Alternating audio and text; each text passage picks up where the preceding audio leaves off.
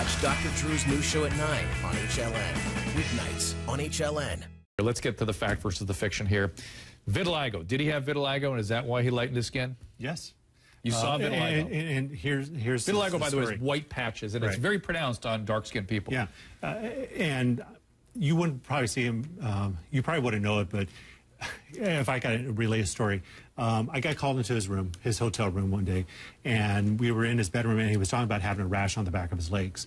So he says it's itchy, da-da-da-da-da, and while he was talking to me, all of a sudden he just dropped his trowel, his pajama bottoms. And I started standing there just looking at him, and he's talking about, you know, the rash on the back of his legs, and I started laughing. And he looked at me like, why are you laughing at me, you know, when I'm trying to tell you about my rash?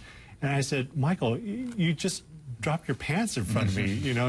And what you looked at? And he's standing there with his tidy whities on. But yes, and on his leg he had dark patches of skin. Dark patches? Yes, dark patches. Well, what's interesting about that, that's not vitiligo. Dark patches are what happen to dark-skinned people when they scratch. They hyperpigment.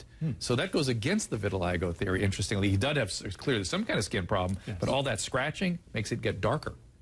It can also make it depigment, but darker, that's opposite of vitiligo. Vitiligo is an autoimmune attack on the skin, so we'll have to look into that a little more. Yeah. How about this business about him having like major complications of plastic surgery, like his nose fell off, which is, by the way, no such thing as that. Anything like that ever happened to him? Yeah, but of course not. But yeah. any weird major complications or anything that we can set the record straight for? Not that I saw. I've got only 20 seconds. Why did he keep refusing to acknowledge he was having plastic surgery? I don't know.